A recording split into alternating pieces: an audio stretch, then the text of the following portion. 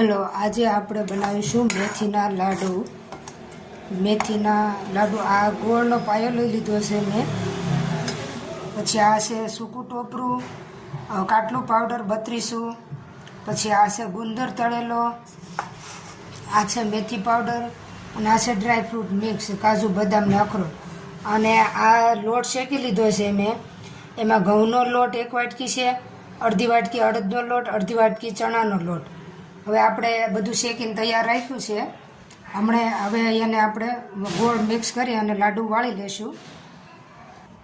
હવે આમાં બધું સારી રીતે મિક્સ થઈ ગયું છે. છેલ્લે મેં વિડીયો નહોતો બનાવ્યો કે ખસખસ એડ કર્યા છે અને તરબૂચના બી એડ કર્યા છે, મગજત્રીના બી.